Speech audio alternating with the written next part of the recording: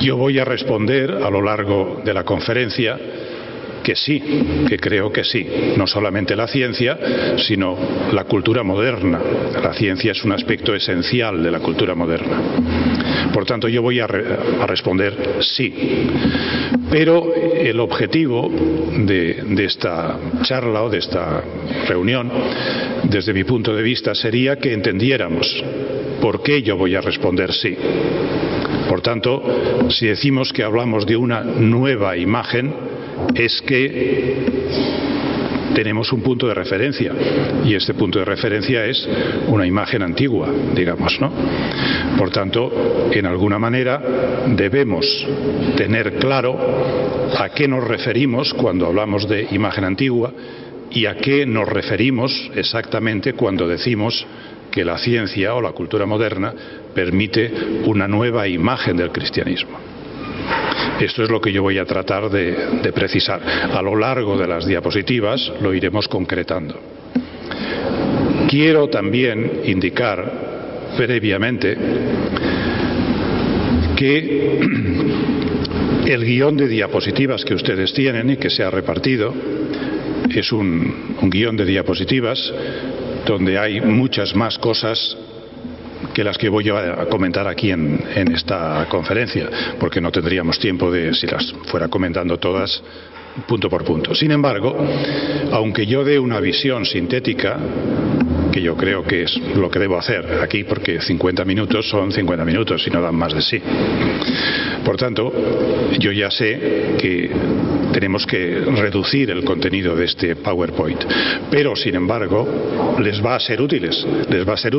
Si ustedes entienden todo lo que yo voy a comentar, entonces después en su casa o cuando les interese, si repasan el PowerPoint, entonces tendrán más ideas de contacto y les sugerirá cosas. Por tanto, les va a ser útil. Quiero también indicar que he pensado que es mejor hacerlo al concluir la conferencia. Lógicamente, yo les voy a decir cosas y quiero hacer referencia a un aspecto importante, y es cómo deben entender ustedes lo que yo les voy a decir. En definitiva, ¿qué es lo que yo les voy a decir y qué alcance tiene? Esto lo comentaré al final. Pero de momento vamos ya a entrar en materia propia de la conferencia.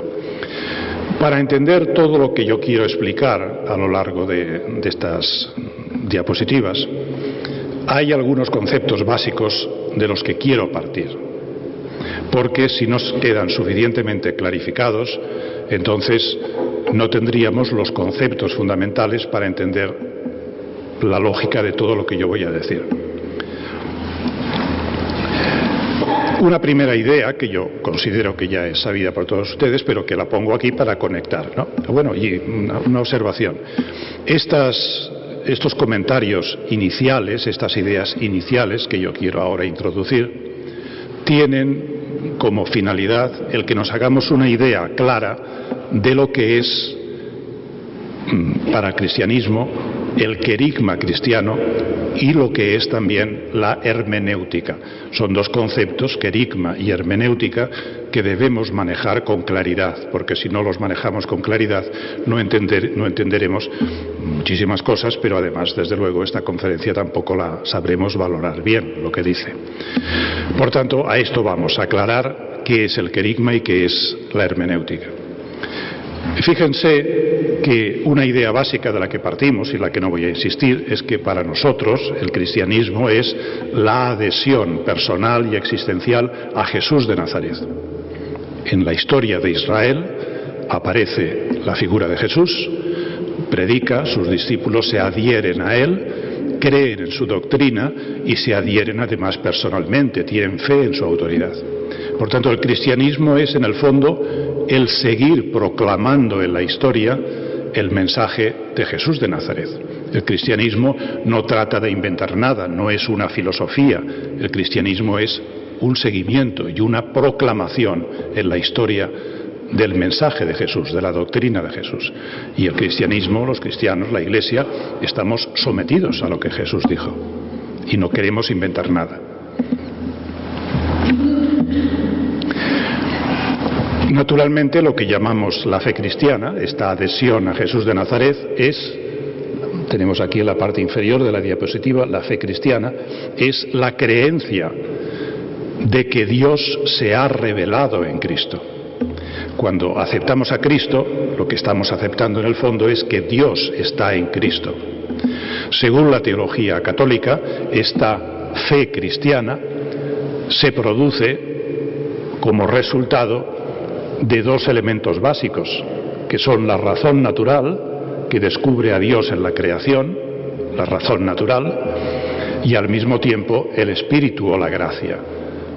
Nosotros aceptamos a Jesús no solamente porque con la razón podemos construir una argumentación, un sentido que nos lleva a creer que Dios está en Jesús, sino que además tenemos la experiencia interior de la gracia que nos impulsa. Es la presencia de Dios como espíritu en nuestro espíritu. Y este elemento es fundamental.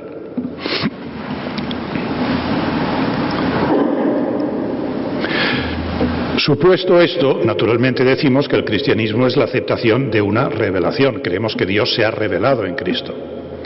Por tanto, lo que llamamos teología, la actividad que en el mundo cristiano llamamos teología, es una actividad que en el fondo va enfocada a conocer qué es lo que Jesús nos ha dicho.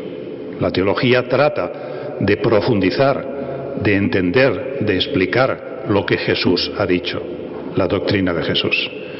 La teología no es otra cosa. Ahora bien, para hacer esta explicación, la teología cristiana en los primeros siglos fue naciendo, fue formándose, y hay una lógica muy profunda de la fe cristiana y de la teología cristiana que no se dio desde el primer momento, sino que fue naciendo.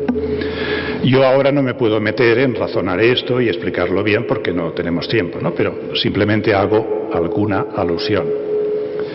Ya sabemos la importancia que tiene para hacer teología la idea que el cristianismo primitivo fue adquiriendo de que la misma Iglesia estaba asistida por Dios para proclamar con eficacia esta doctrina de Jesús en la historia, que estaba amenazada por muchas razones en la Iglesia antigua.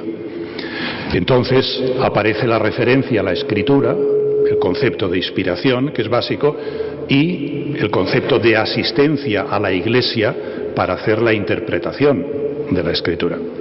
En realidad, lo que llamamos el querigma cristiano, que vemos aquí ya introducimos los dos conceptos que decía antes, que son los que nos interesa recoger, el concepto de querigma y el concepto de hermenéutica.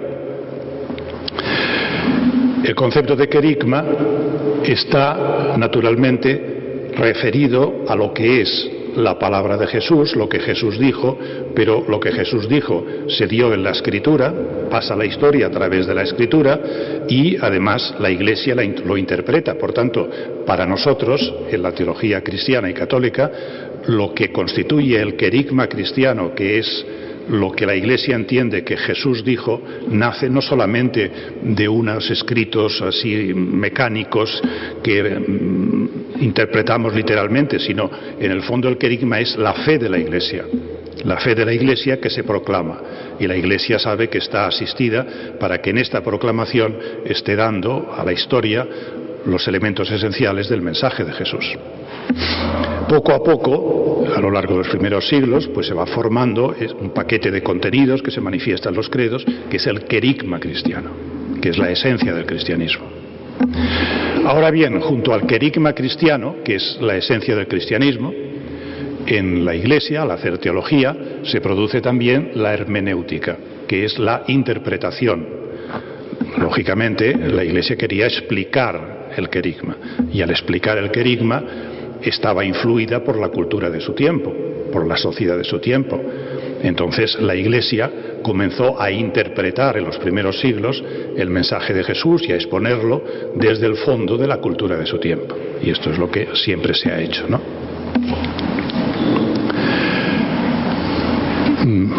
Antes de ver la diapositiva que hemos pasado, que es la 5, vamos a ver la 6. La hermenéutica, por tanto, como he dicho, siempre ha sido, en la historia del cristianismo, algo fundamental, que los cristianos han visto que era algo que había que hacer, no se podía prescindir de ello. ¿Por qué? Porque el cristiano sabía que el Dios, que en alguna manera se había manifestado en Cristo, era el Dios que había hecho el universo, el Dios de la creación, la naturaleza, nuestra vida humana, nuestra constitución humana, todo lo que es el mundo, el universo, ha sido creado por Dios. Por tanto, si Dios tiene un plan de salvación, si ha pretendido con la creación del universo algo en la forma de crear el universo, se ha manifestado el plan de Dios. Es la voz del Dios de la creación. Pero al mismo tiempo, si como cristianos se estaba creyendo que Dios estaba en Cristo y Dios en alguna manera se ha revelado a través del mensaje de Jesús, entonces evidentemente el Dios de la creación y el Dios de la revelación son el mismo Dios. Tiene que haber una armonía. Ahora bien, la creación, ¿cómo está hecho el mundo? Esto dependía de la razón humana. Era el hombre con su razón el que podía describir dónde estamos, qué es el universo, qué soy yo como hombre. Por tanto, la descripción del libro de la naturaleza es obra de la razón y no puede ser de otra manera. Sin embargo, la voz del Dios de la revelación es la que se nos da en el querigma cristiano, en la fe de la Iglesia. Por tanto, es algo a lo que nos sometemos y que está ahí y que aceptamos. Es más seguro, evidentemente, el querigma. La obra de la razón es contingente y depende de la cultura, de los diferentes momentos históricos. Por tanto, la idea básica que da sentido a la hermenéutica es que el universo tiene que permitirnos que entendamos con profundidad lo que es la palabra de Jesús, lo que es la doctrina de Jesús. Y al mismo tiempo, la doctrina de Jesús, la palabra de Jesús, debe permitirnos iluminar nuestra experiencia del mundo y nuestra experiencia de la cultura. Este es el planteamiento en que nos movemos.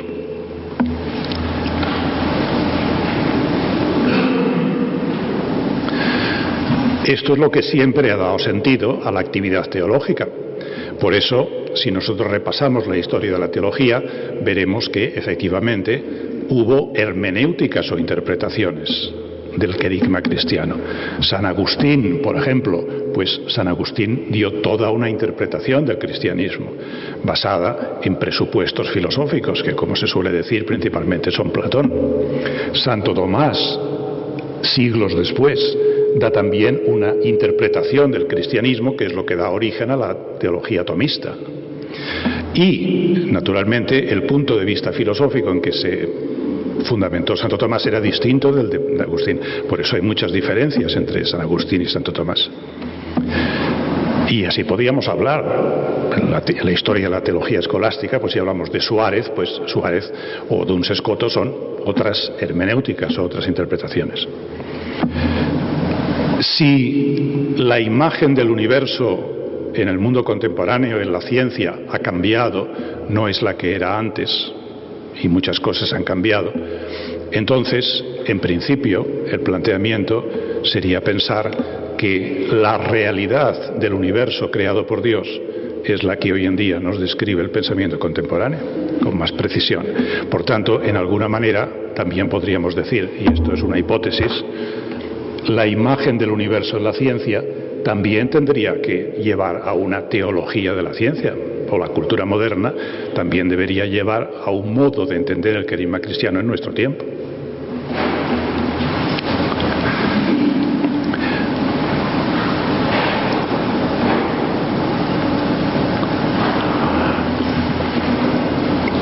Vamos a la diapositiva 8 y después volvemos a la 7, que creo que queda más claro.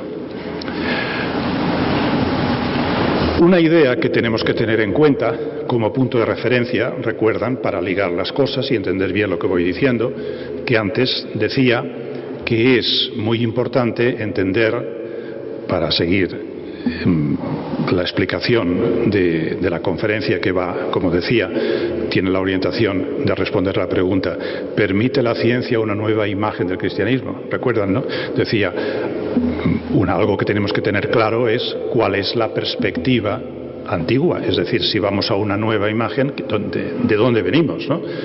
Entonces, a esto responde esta diapositiva de aquí. Si nosotros hacemos una historia de la interpretación del cristianismo durante siglos y siglos, desde el punto de vista hermenéutico, es decir, de las filosofías y planteamientos que han dado sentido a la interpretación del cristianismo, por lo menos yo creo esto, ¿no?, y es lo que he escrito y he defendido, se puede hablar de... Aquí no introduzco el concepto, pero sí se puede decir que el punto de referencia para entender la hermenéutica del cristianismo durante muchísimos siglos, prácticamente hasta hoy, es el mundo grecorromano. Por eso podemos hablar de un punto de referencia que es el mundo grecorromano. Unos tomaron un aspecto del mundo grecorromano, otros otro, como decía antes Platón o Aristóteles, pero siempre nos movemos en el mundo grecorromano. Y, por tanto, el paradigma antiguo, diríamos, para entender hermenéuticamente el cristianismo, tuvo, por una parte, como fundamento la ontología grecorromana, la manera de entender lo que era la materia, el universo, el hombre, la vida, la historia. Es obvio, ¿no? Por tanto, había una imagen de la realidad que venía del mundo más bien griego, ¿no?, porque lo romano influyó más en lo político.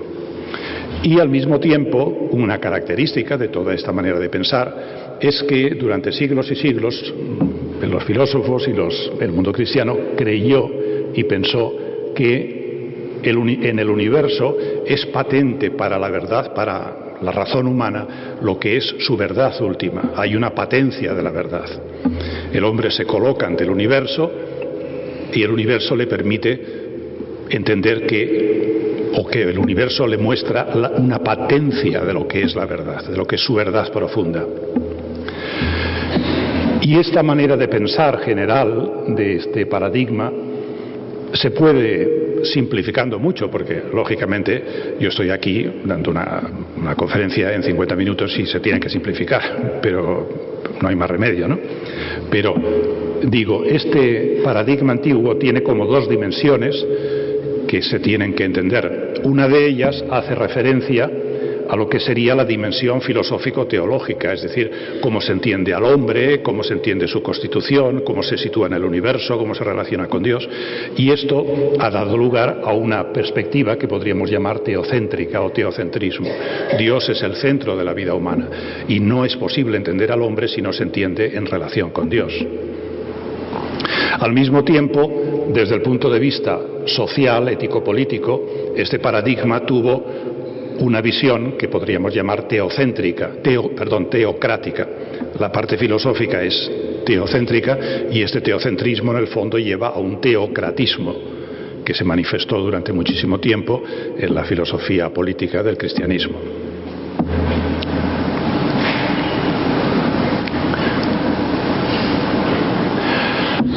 Bien, el problema fundamental que el cristianismo ha pasado, pues en la larga tribulación de los últimos siglos de modernidad, podría quedar aquí sintetizado en esta diapositiva. La crisis del cristianismo es una crisis de hermenéutica, esto es lo que yo aquí afirmo. ¿Cuáles son sus causas? ¿Por qué se ha producido esta crisis hermenéutica? Todos sabemos que se está hablando y se repite el problema de la falta de integración del mundo cristiano en el mundo moderno, que si diálogo con el mundo moderno, que si se puede o no se puede, que si tal o cual, pero todos somos conscientes que en los últimos siglos se ha atravesado un gran desentendimiento con el mundo moderno. ¿Por qué se ha producido esto? Yo pienso que en la cultura antigua se produjo un paradigma interpretativo, que es al que me he referido antes, que es el paradigma grecorromano, y al evolucionar las cosas prácticamente desde el Renacimiento, terminar la Edad Media y comenzar toda la evolución de ideas que lleva hasta nuestros días, la cultura antigua es sustituida por una cultura moderna, que en fin, es la que hoy todos vemos, ¿no?, y en la que estamos metidos completamente, ¿no? Entonces el problema que se ha planteado históricamente es si la cultura moderna puede ser entendida desde el paradigma antiguo, que es el paradigma en el que se movía tradicionalmente el cristianismo. Y claro, esta dificultad de adaptación de este paradigma interpretativo a la cultura moderna es lo que en el fondo ha producido esta crisis histórica. Por lo menos yo creo que se puede entender así. ¿Es posible hablar desde el paradigma antiguo sobre el cristianismo en el mundo moderno? Esta es la cuestión, ¿no? Yo creo que en el fondo la crisis que ha ido atravesando la Iglesia en muchos sentidos pues se debe a esto.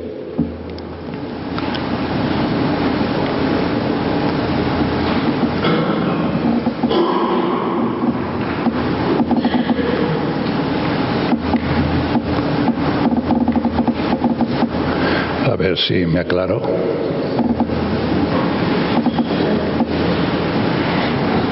Bien, bueno, dejémoslo aquí. Pasamos a esta diapositiva y en ella comenzamos ya lo que es la propuesta o el análisis de lo que sería la alternativa a este mundo antiguo.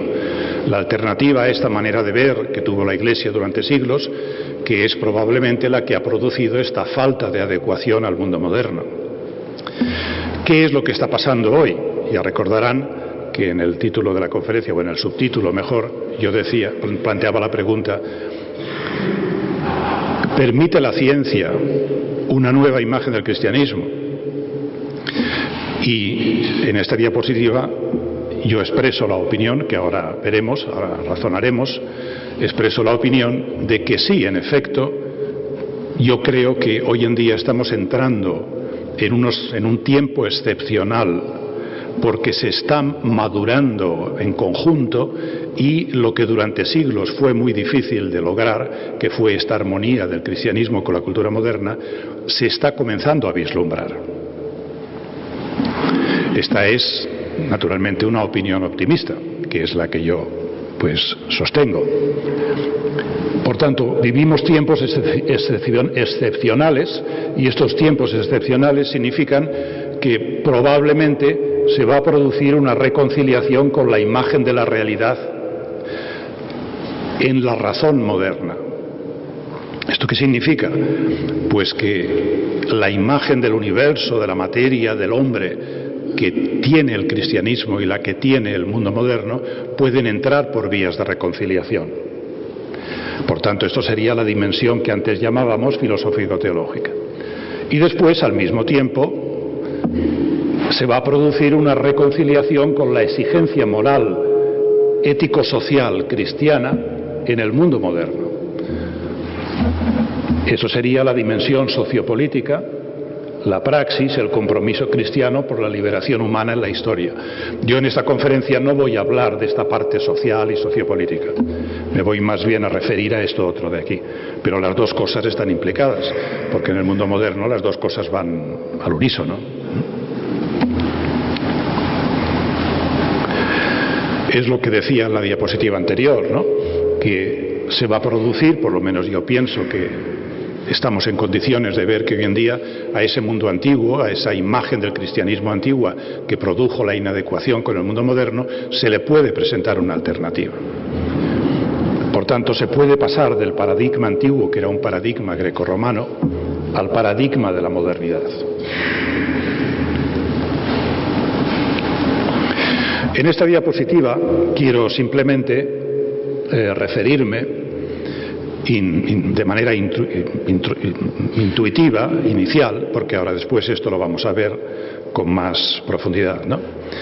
Pero me refiero a lo que yo considero esencial. ¿Dónde está el punto crucial de la imagen del mundo moderno y en qué sentido repercute sobre la imagen del cristianismo? Es decir, ¿dónde está el quid de la cuestión?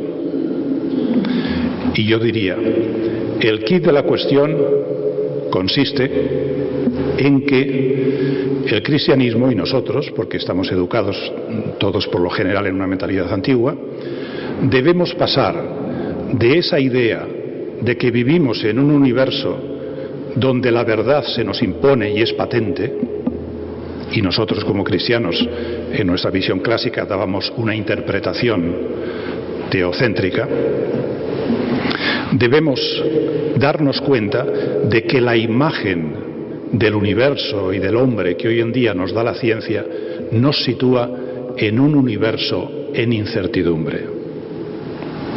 Vivimos abiertos a un enigma. El universo es un gran enigma que nos sitúa en una gran incertidumbre metafísica. Este cambio de perspectiva, pasar de la patencia de la verdad a la conciencia de que vivimos en un universo que en el fondo es un enigma, esto, a mi modo de ver, es lo decisivo. Y en el fondo la cultura moderna nos lleva a esto. Y en el fondo, el que aprendamos a leer el sentido del cristianismo en la cultura moderna va a depender de que seamos capaces de entender lo que significa el mensaje de Jesús dentro de esta perspectiva, desde la conciencia de que Dios ha creado un universo que es enigmático. Y es enigmático porque Dios lo ha querido crear así. Y sabemos que Dios lo ha querido crear así porque hoy en día la razón y todos los elementos con que contamos nos llevan a pensar que es así. Naturalmente, este universo de incertidumbre es el que hace posible lo que nosotros vemos, que hay creyentes, hay quienes toman una posición teísta y argumentan racionalmente la existencia de Dios, pero este universo enigmático también permite argumentar otras hipótesis alternativas, que hay gente que las defiende, como son las hipótesis ateas. Bien, la pregunta, naturalmente, que hay que responder con precisión es: ¿cómo nos describe la ciencia el universo? ¿Qué es lo que nos dice la ciencia sobre el universo? Para llegar a lo que yo acabo de decir, que la ciencia nos sitúa en un universo en incertidumbre, un universo enigmático, no hay que decirlo así por las buenas, sino hay que mostrarlo. Y hay que mostrarlo razonando cuáles son los resultados que hoy en día la ciencia nos da. En este PowerPoint que les hemos entregado, yo he hecho un análisis pormenorizado de esto, pero yo no lo voy a desarrollar, nos lo vamos a saltar todo, pero ustedes lo tienen. Sería imposible aquí ir explicando todos estos aspectos y puntos que suponen una mayor profundización en la explicación. Pero en principio, estos puntos que voy numerando, 1, 2, 3, 4, hasta 8, son aspectos o perfiles que nos describen cómo hoy la ciencia nos describe el universo y el hombre. Yo, como digo, no puedo comentarlo esto, ustedes lo pueden ver después, pero aquí está, ¿no? Esta diapositiva también es demasiado complicada, me la voy a saltar. Y, naturalmente, la pregunta o la cuestión a la que abocamos, no sabes que estamos abocados, es esta que plantea esta diapositiva. Si la ciencia moderna, la cultura moderna, nos da una imagen del universo, una imagen de la materia, del universo, de la vida, del hombre y de la historia, y nosotros, por principio, tenemos que pensar que lo que hoy en día el pensamiento moderno, con toda precisión y con un avance incuestionable en muchos aspectos, pues creado con toda seriedad, nos describe las cosas y nos dice que el universo es así, pues hay que pensar que el universo es así porque Dios lo ha creado así y porque Dios ha querido que fuera así, evidentemente. O sea, dicho con las palabras, el universo no ha sido creado por Dios como pensó Platón, por ejemplo, sino todo parece indicar que el universo y la realidad en que nos movemos ha sido creada y está constituida por elementos y factores que son los que describe la ciencia. Por tanto, si el universo es tal como describe la ciencia, entonces, ¿cuál sería la teología de esa ciencia? Es decir, ¿cuál sería el modo de entender a Dios y al querigma cristiano que dependería de esta manera de entender el universo? Aquí hay también una enumeración de puntos que ahora también me saltaré, pero que puede estar, diríamos, encabezado por esta diapositiva. Tenemos la imagen del universo en la ciencia, los modelos científicos, y los modelos religiosos o teológicos que deben comprender el querigma cristiano deben de intentar iluminarse por la forma en que Dios ha creado el universo, que es la que hoy en día nos describe la ciencia. A continuación hay también una serie de perfiles que también están numerados que nos hablan de lo que sería esta teología de la ciencia. ¿Cuál es la imagen de Dios que aparece si el universo es el que describe la ciencia? Y aquí está enumerado también. Yo tampoco tengo tiempo ahora de abundar en esto y explicarlo con precisión. Ustedes lo pueden ver. Me voy a fijar únicamente en los dos puntos finales.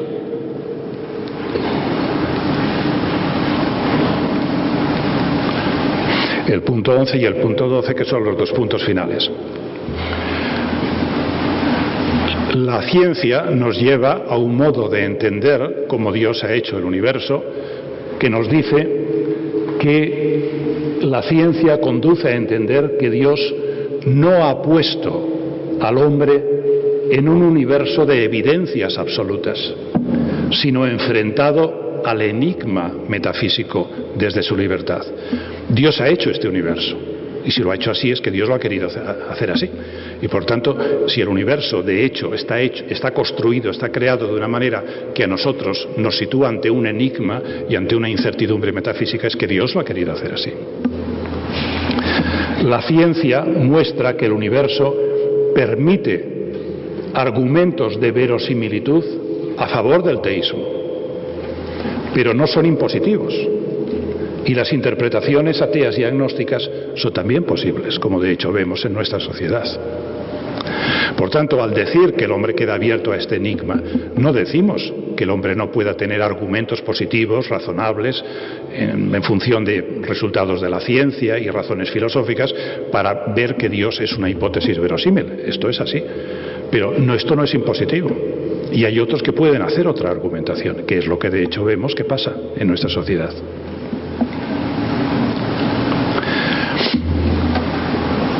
Pues bien, entramos con esto en un aspecto muy importante de lo que yo quiero explicar. Y es que el hecho de que Dios haya querido crear este universo, que es un universo que nos deja instalados ante el enigma, y por tanto nuestra existencia está situada en una gran incertidumbre sobre cómo debemos orientarla metafísicamente. El hombre vive esta angustia metafísica y la vive porque en el fondo está abierto a un enigma. Si lo que ha producido la cultura moderna nos sitúa en esta conciencia de enigma y de incertidumbre, esto nos lleva a una nueva experiencia moderna de lo que podríamos llamar el silencio de Dios. El concepto de silencio de Dios no es un concepto nuevo. Ya los santos padres hablaban de esto.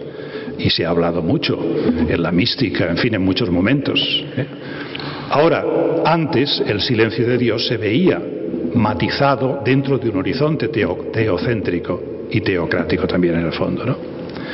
Y se hacía una interpretación distinta del silencio de Dios. Claro, lo determinante de la cultura moderna es que nos dice que efectivamente el universo puede ser interpretado sin Dios. Y esto es lo que de hecho pasa. Por tanto, si Dios ha creado este universo, es que no ha querido imponerse. Dios está en silencio. Dios ha creado la realidad y ha querido permanecer en silencio. Y esto es un hecho que desde un punto de vista racional, filosófico, científico, reflexivo, la cultura moderna nos hace ver. Es un silencio que tiene dos dimensiones, y esto es muy importante advertirlo. Es el silencio de Dios ante nuestro conocimiento, porque nosotros miramos, no vemos a Dios por ningún sitio, razonamos, y sí hay argumentos de verosimilitud, pero no se nos impone Dios. Por tanto, Dios se nos escapa al conocimiento. Dios está en silencio ante nuestro conocimiento. Lo buscamos y no lo encontramos de manera impositiva, aunque hay argumentos de verosimilitud. Pero no solamente es esto, sino que Dios está también en silencio ante el drama de la existencia humana, ante el drama de la historia. El hombre, en su angustia, en el sufrimiento, clama a Dios, llama a Dios y se pregunta cómo Dios ha permitido la angustia y el sufrimiento humano. Y Dios también está en silencio ante el drama de la historia. Son las dos dimensiones. Las dos dimensiones que dan lugar a lo que ha sido el ateísmo clásico. En el fondo el ateísmo es una argumentación que parte de esto, ¿no? Parte de la lejanía de Dios y de que es posible describir el mundo sin Dios, y además de la constatación del drama de la historia. El drama de la historia, que en el fondo es el drama también de la perversión de la conducta humana, perversión general de la historia y también perversión del mismo mundo de las religiones. Por tanto, el ateísmo en el fondo parte de esto. Pero no solamente es que el ateísmo parta de esta conciencia del silencio de Dios, sino que también el hombre religioso, todo hombre que desde el interior del mundo es religioso y se abre a Dios, lo hace siempre desde la conciencia del silencio de Dios. No solamente es que la cultura moderna haya sido la ocasión para que pasemos de un teocentrismo o una patencia de Dios a la conciencia del silencio de Dios de una manera reflexiva, sino que en el fondo el silencio de Dios es la experiencia que siempre todos los hombres a lo largo de la historia han tenido. Todo hombre ha vivido y vivimos, y si no, que cada uno se lo pregunte en su vida, cómo no camina a veces en la oscuridad, y que la vida es una noche oscura tremenda para todo el mundo, ¿no?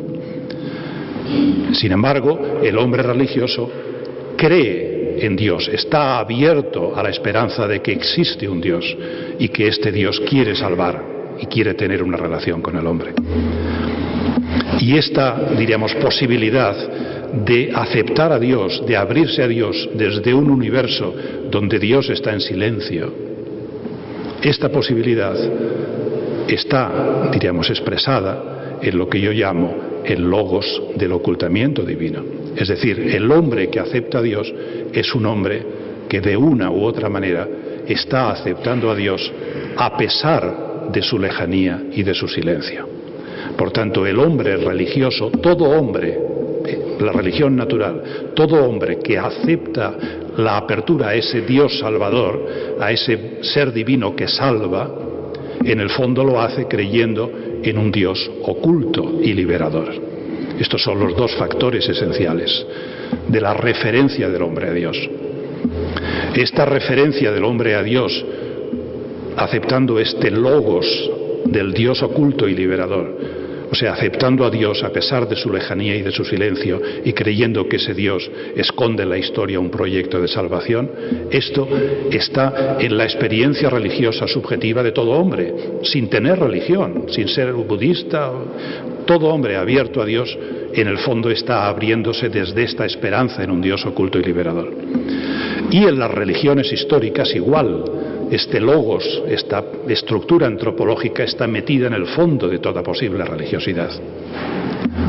Todos los hombres a lo largo de la historia que se han abierto a la esperanza en un Dios salvador, en un poder personal divino que salva, son seres que desde la experiencia del silencio de Dios y de la angustia y el dramatismo de la vida han creído en un Dios oculto y liberador. Y así es. Y esto es lo que nos permite entender el mundo moderno. Porque lo que reflexivamente vemos en el mundo moderno lo podemos ampliar y podemos decir qué es lo que ha pasado siempre en el fondo de la conciencia humana. Si nosotros vivimos abiertos a Dios, es que estamos aceptando su silencio, estamos aceptando el no verlo, estamos aceptando el duro camino del sufrimiento por el que tenemos que pasar. Pero a pesar de todo, nos abrimos a esta esperanza, este dar un voto de confianza a Dios, este abrirnos a Dios a pesar de todo, porque sabemos que en el fondo solamente en Dios existe la plenitud. Esto es la religiosidad humana. Y esto nos permite entenderlo, la cultura moderna. Es decir, este modo de entender la religiosidad natural es al que nos lleva el aceptar el universo que nos describe la ciencia y la cultura moderna.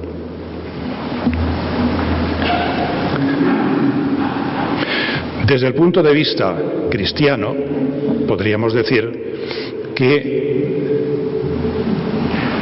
existe una extraordinaria armonía entre el mensaje de Jesús. Decíamos que lo que buscamos en la hermenéutica es posible que la ciencia permita una nueva imagen del cristianismo. Pues esto es lo que ahora voy a intentar comentar a grandes rasgos. Y es que lo que nos dice la doctrina de Jesús, el contenido del querigma cristiano, en definitiva, que es la doctrina de Jesús, que es la que la Iglesia proclama, pues en el fondo es la proclamación del eterno designio de Dios en la creación del mundo, en un proyecto para la salvación del hombre, de benevolencia para con el hombre. Este gran proyecto de la creación es un proyecto que Dios ha hecho, que supone por parte de Dios el querer crear a un hombre libre. Un hombre libre, y por eso el universo creado por Dios, como vemos desde la primera página de la Biblia y en la historia de Génesis 1, de Adán y Eva en el paraíso, Dios ha querido dejar al hombre abierto a la libertad. Por eso el universo que Dios ha creado es un universo que hace posible el pecado, la negación de Dios, y hace posible la santidad, que es la aceptación de Dios. Y Dios, en el querigma cristiano, en alguna manera se pregunta las mismas preguntas, podríamos decir, interpretándolo, porque esto es una interpretación, naturalmente una especulación, pero podríamos decir, las preguntas que Dios probablemente se hizo en el proyecto de creación fue: ¿vale la pena crear a un hombre libre que va a pecar y que en la historia se va a imponer en muchos sentidos el misterio de iniquidad de quienes niegan a Dios? Y un mundo que además, para que el hombre vuelva a Dios, se va a tener que crear como un mundo en que el hombre tiene que atravesar el camino del sufrimiento, de la muerte, del drama de la historia. ¿Vale la pena crear ese mundo en que en el fondo se va a hacer responsable a Dios de todas estas cosas, en el fondo del silencio divino? Y lo que nosotros, el hombre y el sistema de creación que vemos, nunca hubiera podido exigir a Dios por sí mismo el ser creado. El universo ha sido creado porque Dios, de manera graciosa, por gracia, quiso crear este universo y le dio al universo la gracia de ser creado. Y cuando el hombre dijo sí, cuando Dios dijo sí a este universo y al hombre, a pesar de su pecado y a pesar del sufrimiento y del drama de la historia, entonces es cuando se produjo la redención. La redención es la voluntad eterna trinitaria de salvación del hombre y de creación del universo.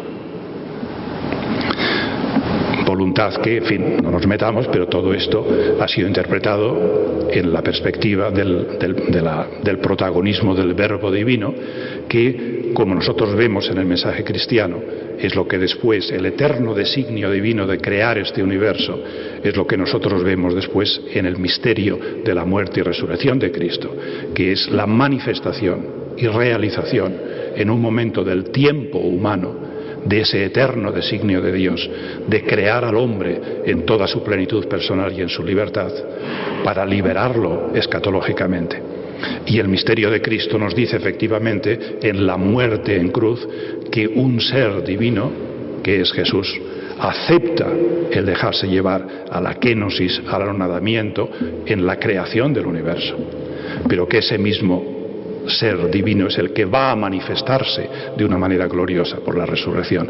Por tanto, en el fondo, entre lo que es la esencia del cristianismo y la esencia de la religión natural o de la religiosidad de todo hombre, lo que yo creo que se puede llamar, y así lo he llamado, el universal religioso, que es el que todo hombre tiene, entre el universal religioso y el universal cristiano o la esencia del cristianismo hay una armonía profunda.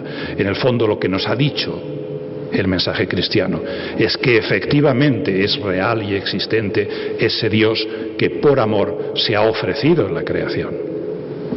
Esta es la esencia del cristianismo. Por tanto, existe una gran armonía entre lo que sería la experiencia moderna que tenemos del universo y de la cultura, una cultura en que todos vemos el silencio de Dios y vemos lo que es el pecado y vemos lo que es la libertad humana, y lo que es el contenido del cristianismo. Al cristianismo no le coge por sorpresa un mundo de negación de Dios. El cristianismo es consciente de que este es el objetivo de la creación, el objetivo de crear un universo de libertad. El universo es un universo creado para la libertad. Y eso es lo que Dios en realidad ha pretendido.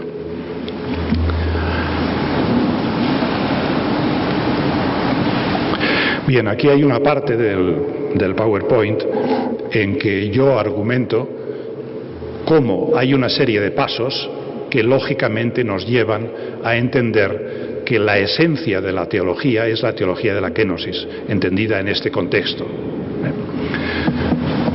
Aquí se exponen estos pasos, que yo ahora, ustedes los pueden leer, yo me los voy a saltar, que más o menos son lo que acabo de indicar en síntesis.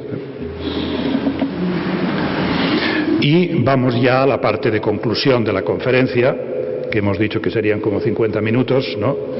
Y he comenzado pasadas y 5, faltan como 10 minutos para hacer una hora, o sea que más o menos no estamos demasiado pasados de tiempo, pero voy a concluir. Un texto impresionante de San Pablo, precisamente, es el texto de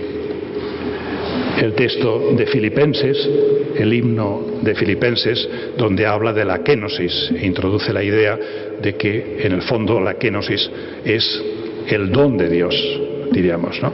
En fin, salto este comentario porque creo que ya todos ustedes lo conocen.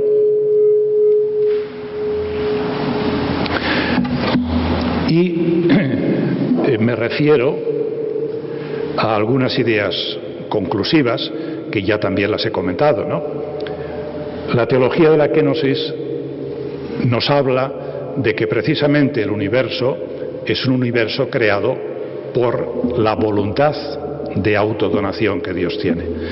Hoy en día hay, diríamos, autores que hablan de esto y hablan de que la creación es una kenosis.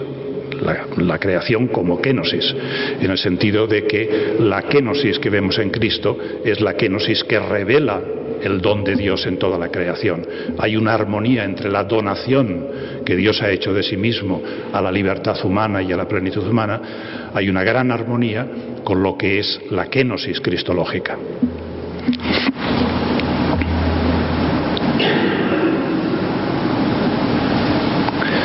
Bien, y hay una cuestión final que quiero también por lo menos dejar apuntada, y es que si volvemos a la pregunta del principio, que decíamos, ¿permite la ciencia una nueva imagen del cristianismo? La respuesta que yo daría, recapitulando, es sí, porque la ciencia nos ha instalado en una conciencia de que el universo es enigmático y el hombre está en una gran incertidumbre metafísica. Es lo que nos dice la cultura moderna. Entonces, desde esta perspectiva, hoy en día la modernidad, la cultura moderna, no nos lleva a una absurdización del cristianismo, no nos lleva a relegar al cristianismo, a sacar el cristianismo de la razón, sino que nos permite entender el profundo logos del cristianismo, que es el logos cristológico. Bien explicado y entendido. Por tanto, ¿permite la ciencia esta nueva imagen? Yo diría sí, la permite. Ahora bien, lo que nosotros vemos actualmente en el cristianismo es que el cristianismo todavía está instalado en el mundo antiguo. Y esta es la realidad. En fin, describirlo y argumentarlo sería objeto no de una conferencia, sino de más, ¿no? Pero así es. Estamos instalados todavía en el mundo antiguo. Gran parte de lo que hace hoy en día la teología, pues lo que hace que es, no se atreven a poner de manifiesto los sistemas hermenéuticos que había porque ya nadie se fía de ellos, y lo que hacen es una pura teología querigmática, es decir, una pura presentación de lo que dice el querigma cristiano, que está muy bien, es fantástico, los santos padres lo hacen y todo esto es fantástico, pero falta una profundización en el logos de la modernidad, en el logos de nuestro tiempo. Y en el fondo hay un déficit de logos, de inserción en el logos de nuestra cultura. Por eso yo he defendido, y a esto se refería Juan Manuel cuando ha citado algunas de mis obras, pues a eso Juan Manuel, cuando decía que yo he escrito una obra que se titula Hacia el Nuevo Concilio, una obra larguísima de 750 páginas, por lo tanto el que la quiera leer que se prepare, ¿no? Porque no es fácil. Pero quiero decir, yo pienso que la gran alternativa a la que se ve abocada a la Iglesia, lo quiera o no, y esto va a acabar por pasar necesariamente, es que la Iglesia tiene que replantear su hermenéutica. para hacer la gran proclamación del cristianismo, mostrando la profundidad del mensaje cristiano, aceptando el mundo de la modernidad, aceptando lo que dice la ciencia, aceptando muchas cosas que hasta ahora no hemos aceptado. Y hay que instalarse en este mundo, y esto no lo puede hacer un teólogo. Yo puedo decir cosas, no me escucha nadie, ¿no? Otro que dice, le escucha a lo mejor menos, ¿no? Esto no es obra de un teólogo u otro, esto es obra de la Iglesia. Y es obra de la Iglesia en un gran concilio ecuménico, que es un gran concilio ecuménico al que nos vemos históricamente abocados. Un concilio ecuménico del que ya podemos tener una idea de lo que debería hacer. Yo en este libro he hablado de esto, ¿no? Por tanto, la alternativa histórica comienza a hacerse viable y hay que asumirla. Bueno, quería decir también una cosa que ya no la digo porque ya me paso de los 50 minutos, pero en fin, a lo mejor en el comentario de las preguntas y esto lo indico, para terminar por lo menos en la hora solicitada. Pues muchísimas gracias por todo, Creo haber entendido que el desarrollo de la ciencia moderna, sobre todo lo referente a la expansión del universo y también respecto a los problemas de la evolución biológica, pues han creado una especie de paradigma o de modelo de incertidumbre. Creo que este modelo se ha creado en el aspecto, podríamos decir, de la ciencia, en el aspecto especulativo o teórico. No es el mismo modelo que hemos tenido y cada vez, sobre todo en el siglo XX, con más fuerza, en el ámbito práctico, el de la experiencia del mal en el mundo. No nos impactó enormemente este modelo de la incertidumbre de Dios respecto del mal en la experiencia de las guerras, que inmediatamente se olvidó, pero que creó toda una teología. ¿No te parece que hay un cierto paralelismo entre la experiencia teórica que hoy nos ofrece la ciencia y la experiencia práctica que tenía el hombre tan fuerte a raíz de la Primera y de la Segunda Guerra Mundial, sobre todo con podemos decir todo lo que significó Auschwitz? ¿Hay un cierto paralelismo, lo ves? Sí, yo creo que efectivamente existe este paralelismo y yo creo que lo he mencionado. He dicho que el silencio de Dios tiene dos dimensiones. Una dimensión es el que a Dios no lo vemos. Con nuestro conocimiento no lo podemos coger y asegurar, ¿no? Sino que Dios se nos escapa. Este es el silencio de Dios ante el conocimiento. Pero además está el silencio de Dios ante el drama de la historia, ante el sufrimiento, ante el caos de la historia. Y este argumento para muchos es decisivo. Yo aquí no he hablado de esto, pero si uno estudia hoy en día lo que son hoy en día los grandes autores ateos y estudia, por ejemplo, lo que dice Sam Harris o lo que dice Christopher Hitchens y otros, ¿no? Pues en lo que se fijan sobre todo es en este absurdo de la vida. Y dicen, este absurdo de la vida no se puede atribuir a Dios. Yo recuerdo que en televisión también yo he oído a veces plantearse el problema de Dios y el argumento básico que se utiliza es, yo me acuerdo ahora, por ejemplo, un periodista que bien conocido, que se llama, no sé si lo habrán visto ustedes alguna vez, uno que se llama Javier Nart, pues que es manifiestamente ateo, y no digo yo nada que no sea público, ¿no? Pues yo le he oído decir públicamente, ¿cómo se va a creer en Dios después de haber visto el terremoto de Haití? Es que esto no tiene sentido. Claro, esto es lo que suelen decir. Por tanto, es evidente que esta incertidumbre sobre lo último nace también del sufrimiento humano, que para algunos no es incertidumbre, sino que esto les da seguridad de que Dios no existe. Y es el hecho, ¿no? Claro, aquí una cuestión de fondo es, naturalmente, el entender la gran cuestión del sufrimiento. ¿Y por qué Dios ha querido crear este mundo? Porque de alguna manera el sufrimiento y el mundo es así porque Dios ha querido crear este mundo. De esto no cabe duda.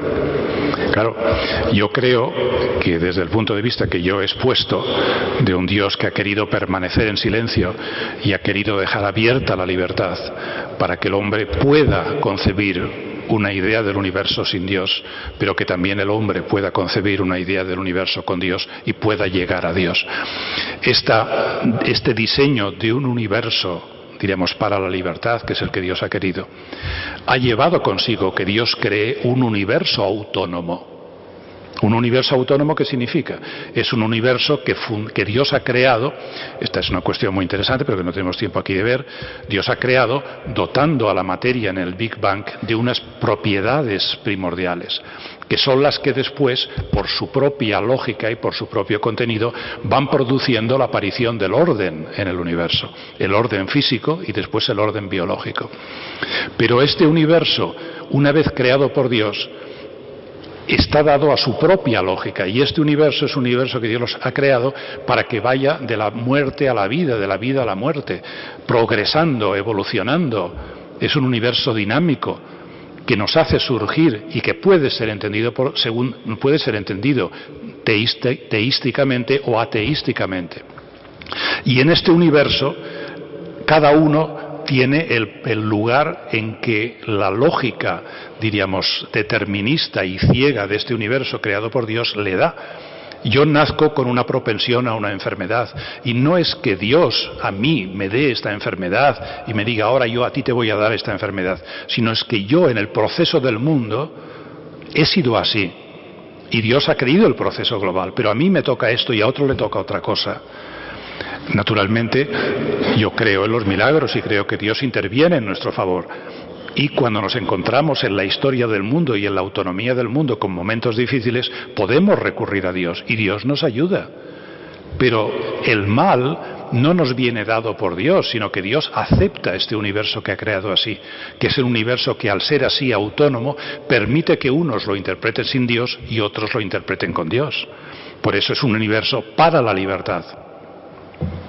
Por tanto, no es que Dios me cree o quiera el terremoto de Haití, es que las condiciones geológicas, la historia, la evolución, produce este terremoto como produce tempestades.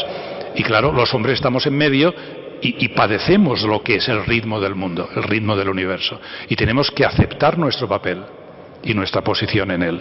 Pero Dios no es que quiera nuestro mal. Dios ha querido crear este universo autónomo, y lo que Dios quiere es que nosotros, a pesar de su silencio y del designio que ha admitido el sufrimiento, creamos en él y nos abramos a él, dándole un voto de confianza, el voto de que todo acaba bien y todo acaba en plenitud del hombre. Bueno, ¿alguna palabra por ahí? A ver.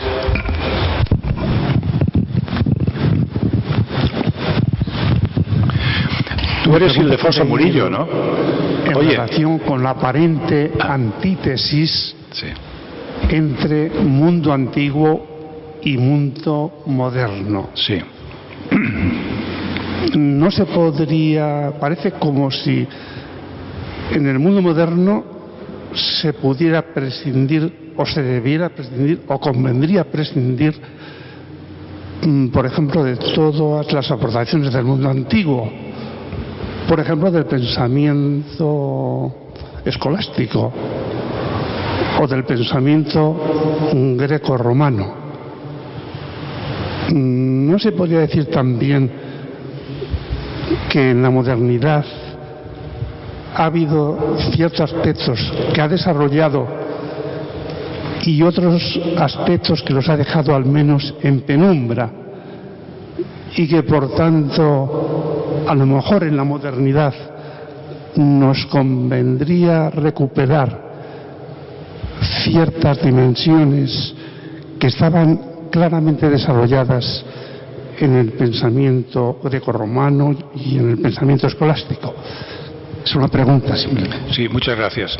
Tú eres Ildefonso Murillo. Ildefonso. Sí, es que ahora que te veo, digo, yo esta cara la conozco. Y digo, pues efectivamente, pues encantado de conocer, de verte y de saludarte. Muchísimas gracias por la pregunta.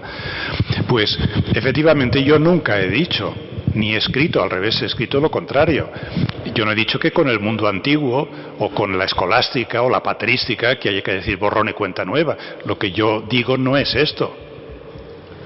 Evidentemente, en el mundo patrístico, por ejemplo, pues hay, en fin, contenidos fantásticos y hay sermones de santos padres que lo que hacen es profundizar en el querigma cristiano y en fin, hay cosas fantásticas. Ahora, lo que yo digo, bueno, y en la escolástica igual, ¿no? Evidentemente que hay muchas cosas que son no recuperables, sino que ya están ahí y que forman parte del patrimonio cristiano. Lo que pasa es que, por otra parte, siendo esto así y siendo mi valoración del mundo antiguo enteramente positiva y deseando que se armonice lo máximo con las nuevas visiones a las que vayamos derivando, pero siendo esto así, por otra parte hay algo que también me parece evidente, y es que si comparamos lo que era la imagen global de la realidad en el mundo antiguo y la que hoy en día tenemos, las cosas son muy distintas. Si hoy en día vemos la mecánica cuántica, toda la descripción gravitatoria del universo, todo lo que es la idea sobre la evolución, el sistema nervioso, la neurología, en fin, la idea del hombre, bueno, hay cosas que los antiguos ni tenían ni remota idea. Claro, es que ha cambiado todo tanto que no podemos ignorar que el mundo moderno ha creado una visión muy distinta de las cosas. Entonces, lo que yo digo es que esto lo tenemos que tener en cuenta, pero evidentemente no para arrinconar lo otro, sino para mostrar la continuidad de la tradición cristiana. Por ejemplo, la idea de libertad que siempre ha tenido el cristianismo, la idea de que el hombre es libre ante Dios, esto lo ha defendido la escolástica, lo han defendido los santos padres. Y hoy en día esta visión nueva lo que nos hace es profundizar en esto. Por tanto, que existe una armonía evidente, pero también hay cosas que tenemos que superar. No podemos decir integralmente que el mundo platónico de San Agustín, pues hoy en día, pues en alguna manera, pues se puede aceptar, ¿no? Hoy en día la ciencia no nos lleva a esto. Aunque hay autores como Whitehead, por ejemplo, que tienen una idea de Dios que parece el demiurgo platónico, ¿eh? Pero en fin, dejemos este caso, ¿no? No sé si me explico. Sí. ¿Tienen pedida la palabra aquí? Luis Lago. Cambió la imagen del mundo y ahora estamos en un mundo de incertidumbre. Tú decías, unos tienen argumentos, razones para afirmar a Dios, otros no. Son iguales, o sea, no hay... se empata finalmente, ¿no? Quizá fuera posible ahora elaborar nuevos argumentos, ¿no? A partir de la nueva experiencia del mundo, de la nueva interpretación del mundo. Pero, digo yo, existen argumentos más a favor o en contra, o al final un empate, y es tan razonable el que dice, no hay... o sí. Ya está, ¿no? Ah, sí, no sabía si seguía la pregunta. Pues digo lo que me parece, ¿no? Hay un autor que probablemente todos ustedes lo conocerán, que es Richard Dawkins, que tiene el libro este célebre, que es el libro en inglés es The God Delusion, pero que en español se ha titulado El espejismo de Dios, donde él viene a decir que, visto todo en conjunto, la ciencia y tal, pues que la probabilidad de que Dios no exista es tan grande que prácticamente es total, aunque cabe una pequeña, digamos, proporción que habría que dar al teísmo, pero que un 90 y tantos % de la probabilidad es a favor del ateísmo. Y claro, esto naturalmente lo dice él y lo valora él. Pero claro, otras personas que son teístas, por ejemplo yo, pues tengo una visión contraria. A mí me pesa más la religiosidad. Por tanto, no hay un tribunal internacional que conceda entre el teísmo y el ateísmo la objetividad y que diga, ¿tienen más razón estos o tienen más razón estos otros? Lo que ocurre es la subjetividad en un problema tan vital y existencial como este. Para el ateo, lo más seguro es lo que ha escogido, pero para el teísta, lo más seguro es lo que ha escogido el teísta. Yo, por ejemplo, soy teísta, obviamente, ¿no? Como todo parece indicar, ¿no? Entonces, para mí, los argumentos científicos que me hablan de la probabilidad y de la verosimilitud de que el universo se fundamente en Dios, no solamente los argumentos cosmológicos, sino los argumentos del principio antrópico y los argumentos del orden biológico y de la relación, en fin. Y después no solamente es esto, sino la necesidad existencial que yo tengo de vivir la vida orientado hacia una plenitud, sin pensar que yo me voy a morir y me aniquilo totalmente. A mí el ser cristiano me confiere una seguridad, me confiere una confianza en el futuro. Yo sueño, pienso en posibilidades del más allá, tengo una imaginación. A mí me daría pánico ser ateo. Por tanto, para mí es evidente que tiene más fuerza el teísmo.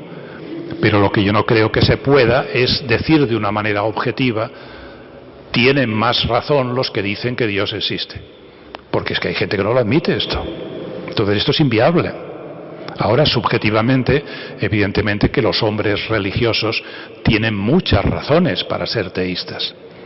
Y de hecho, aunque hoy en día en el mundo occidental, sobre todo en Europa, hay como puntos negros, black boxes, ¿no?, donde existe el ateísmo radical, pero en el conjunto del mundo, y también en Estados Unidos, casi todo el mundo es creyente. Y si uno considera la historia en su conjunto, la mayor parte de los hombres y de las culturas han sido todos creyentes.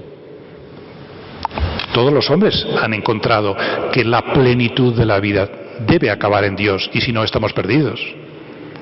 Esto es un hecho muy importante. Pero claro, esto no se puede imponer de una manera objetiva. Entonces, estos son argumentos de verosimilitud.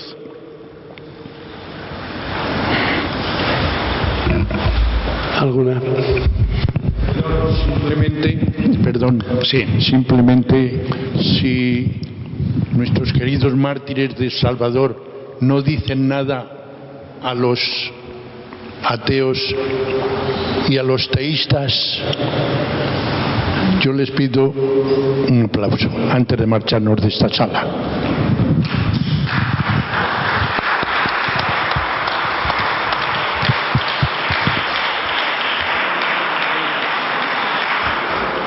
Pero todavía no hemos terminado, por eso les decía que al final, mejor. ¿Alguna pregunta más? Bueno, yo que tenía aquí un par de ellas que tengo especial interés. Ante esta visión religiosa dentro del mundo moderno, que es la tarea pendiente, ¿qué actitudes se abren para un creyente? Desde la perspectiva que señalaba yo de la problemática del mar y la experiencia de las dos guerras mundiales, se abrió pues unas actitudes de teología negativa. Es decir, que Dios no es comparable a las categorías humanas, sino que se insistía más bien en la experiencia del misterio. Nosotros, ¿qué actitudes se abren para los que somos creyentes dentro de esta visión de la ciencia? Y la segunda pregunta tiene un poco que ver con esto. Los predicadores, no solamente me refiero a los dominicos, sino también a los jesuitas y a todo cristiano, en este contexto en que tantas religiones son asimiladas a fundamentalismos, tenemos que predicar más las incertidumbres, predicar con incertidumbres que con certezas. No sé si me explico. Vamos, ciertamente la certeza uno la tiene subjetivamente, íntimamente, pero no tiene uno una certeza que pueda imponer de un modo apodíctico en sus predicaciones, sino que, por eso le pregunto, ¿qué actitudes debemos vivir y debemos presentar ante los demás dentro de esta perspectiva de la modernidad de la ciencia y de la incertidumbre? Yo diría que efectivamente, para el cristiano que es consciente de la nueva situación en la que nos va colocando la historia, que, como dices tú, es una situación de incertidumbre. Claro, cuando el cristiano habla con otras personas y trata de, diríamos, comunicar lo que es el cristianismo, en el fondo trata de explicar el querigma cristiano, pues evidentemente hoy en día no se hace posible el que se quiera imponer de una manera apodíptica la verdad cristiana. ¿Por qué? Pues por todo lo que he dicho, que hoy en día sabemos que Dios nos ha situado en este horizonte que nos hace ver que el universo es un enigma y nuestra vida en el fondo es una incertidumbre. Pero, naturalmente, la incertidumbre a la que yo me estoy refiriendo es a la incertidumbre que se deriva de la razón humana, de las posibilidades humanas. Yo, con mi razón humana, con mi capacidad de argumentación, con mi visión de las cosas, yo no puedo imponer a Dios. Ahora bien, lo que el cristiano tiene que hacer es, y en esto creo yo que consiste la forma de comunicar el cristianismo, lo que los cristianos deben hacer ante la sociedad contemporánea y ante muchas personas que en principio no son creyentes o viven en indiferencia religiosa o tal, ¿no? Lo que se tiene que hacer es una reflexión sobre lo que es en profundidad la vida. Y esto todo el mundo lo entiende. Y en esta experiencia de profundidad de la vida, el hombre queda abocado a lo que es su futuro, a lo que es su ultimidad, diríamos, ¿no? Lo que va a ser el más allá después de la muerte. Y todo hombre se tiene que dar cuenta, y es lo que nosotros tenemos que exponer, que hay muchas razones y hay muchas evidencias y muchos indicios de que este universo que nosotros estamos viviendo, donde Dios no se impone y donde Dios está en silencio, sin embargo, hay muchos indicios que nos hacen ver que este universo es un universo que se debe al amor de Dios, se debe a la donación de Dios, que es lo que se da. La aceptación de esta donación es las religiones naturales de todos los tiempos y lo que se da en el cristianismo. Por tanto, lo que hay que hacer, creo yo, es hacerles ver que cuando se cierran al cristianismo, como muchos que dicen el cristianismo, las religiones, esto es cosa de tontos, esto es una cosa superada por la ciencia, en fin. Claro, lo que hay que hacer ver es que no, que esto es un simplismo tremendo, que en el fondo el mundo es un enigma para el científico, que es increyente, pero también un enigma en el fondo para el científico que es creyente. Por tanto, el científico increyente debe respetar al científico que es creyente o al creyente en general. Debe respetarlo porque su opción por Dios es muy seria, está fundada en muchas cosas y en esto sí que cabe dialogar sin imponerlas. Y al final hay que dejar al hombre en la situación, en la tesitura de que vea que él con su libertad tiene que decidir su futuro y puede decidir su futuro diciéndole sí a Dios o dejándose llevar a la aniquilación total, y antes de la aniquilación total a vivir en una gran incertidumbre y angustia, porque el hombre religioso no vive en angustia, porque está abierto al amor de Dios. En cambio el increyente vive en una oscuridad tremenda, porque no sabe en qué va a acabar todo, y no tiene nunca la seguridad de que eso que él está negando no sea en realidad la verdad. Por tanto, yo creo que todo esto es una argumentación positiva, una argumentación muy positiva, donde hay muchísimas cosas que decir, y el que es creyente, si quiere estar formado, tiene que conocer los argumentos científicos, los argumentos filosóficos, todo. Al final no impondrá el cristianismo y la religiosidad, pero lo que sí podrá hacer es ver que la verosimilitud y la fuerza que nos lleva a creer es muy grande, y esto naturalmente influirá en las personas.